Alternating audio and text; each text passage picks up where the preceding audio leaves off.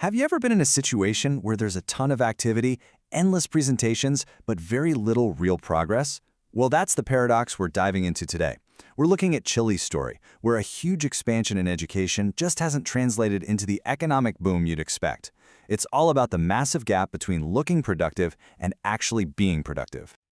To really get to the bottom of this, we have to start with this really powerful idea: education is the invisible soul of development. Now, this isn't just some nice-sounding phrase.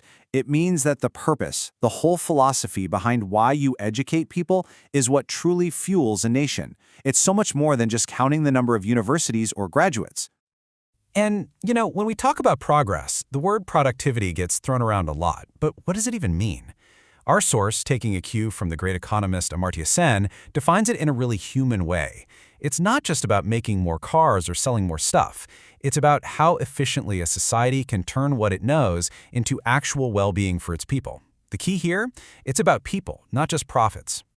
So before we can even begin to figure out what went wrong in Chile, we've got to ask a much bigger question. What is education actually for? And the answer isn't just about landing a job. It's about shaping the very soul of development itself. This idea that education builds a nation it's ancient.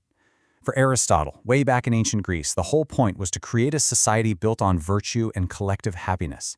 Fast forward a couple thousand years, and you have Kant, who argued that education's purpose was to create citizens who could think for themselves and act responsibly. And then in the modern era, Dewey really nailed the practical side of it. Education has to connect what you learn in a classroom with solving real-world problems. And wow, is Dewey's insight more critical today than ever before? Think about it. In an economy that literally runs on new ideas and constant change, education can't just be this thing you do for a few years and then you're done. It has to be about preparing us to be lifelong learners, to keep adapting, keep innovating. That is the engine of a truly productive modern society. Okay, so is this all just, abstract philosophy, or does it actually work in the real world? Well, let's take a quick world tour of some countries that have absolutely crushed it by building their own blueprints for productivity, all by getting this connection right. So check out these two very different models. In Switzerland, they have this brilliant dual system that perfectly blends classroom theory with hands-on, on-the-job training. It creates this seamless pipeline from school to career.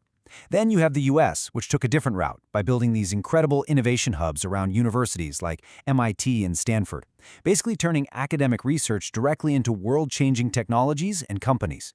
Different paths, but the exact same result: turning knowledge into action. But here's the thing. It's not just about skills. It's about values. Germany's famous building system is all about forming a whole person. It combines science, art, and a strong moral compass to fuel their disciplined industrial powerhouse. Sweden, on the other hand, builds its system on a foundation of fairness and social justice for everyone. The takeaway is the same, though. A strong ethical core is absolutely essential for long-term productivity. And this just perfectly illustrates the common thread, the secret sauce, right? The most productive countries don't just have good schools, they have a shared culture. A culture that genuinely values hard work, cooperation, and a real commitment to excellence. And maybe most important of all, they have a shared agreement on what they're all working toward as a nation. Which brings us right back to the heart of our story, the Chilean paradox. This is where things get complicated, and where all the numbers that should add up to success just don't. So what is the Chilean drama? Why didn't the promise of more education lead to more progress? What went wrong? The paradox is just so stark when you lay it out.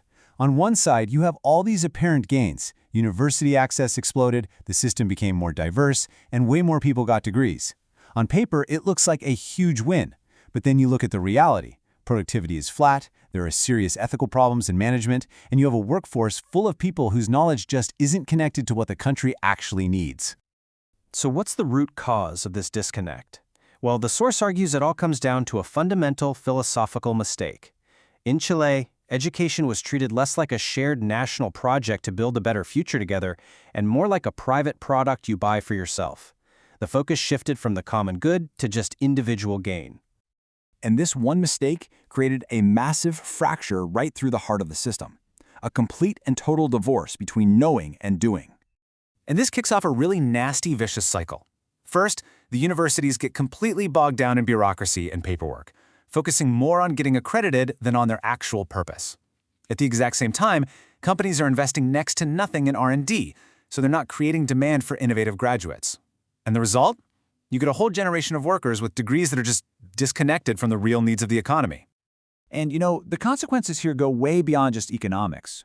The philosopher Hannah Arendt might put it this way: the deeper meaning of work just gets lost. It becomes a task, a job, something you do for a paycheck, completely stripped of any sense of purpose or contributing to something bigger than yourself. Now let's just contrast this with places where it works. In countries like Japan and South Korea, a shared Confucian ethic creates this powerful culture of collective responsibility and a deep, genuine respect for excellence. But in Chile, the source argues, a fragmentation of those shared values made it incredibly difficult to build a unified national project that everyone could get behind. So, how in the world do you fix a problem that runs this deep? Well, the answer isn't just a new policy or another 5-point plan. The answer is to go all the way back to the beginning and rebuild the foundation itself. And that starts with a major philosophical shift. The first and, honestly, the most crucial step is to change the goal entirely. We have to stop defining development as just a number on a GDP chart. We have to start defining it the way Amartya Sen did, as expanding what people are actually capable of doing and becoming. And as soon as you change that goal, a really clear blueprint starts to emerge. You need to get businesses deeply involved in the education process. You need to fund research that solves actual problems people are facing. You have to build universities that value ethics just as much as they value efficiency. And the ultimate goal? To create citizens who aren't just productive, but are also good, virtuous people. And this idea, inspired by the sociologist Max Weber, really ties it all together. The engine of modern capitalism wasn't just greed. It was built on an ethic of work and responsibility. Without that moral foundation, all the efficiency in the world is just an empty number. It has no soul. Which leaves us with the final, really important question to think about. Is development just about the numbers on a spreadsheet? Or is it something much deeper? Something about the kind of society we all want to build and live in? At the end of the day, the source leaves us with this incredibly powerful thought. We need to stop thinking of education as just a line item on a budget. It's not an expense you can cut or even an investment with a simple ROI. It is the very basis of civilization itself. And getting that right is the most productive thing any society can ever do.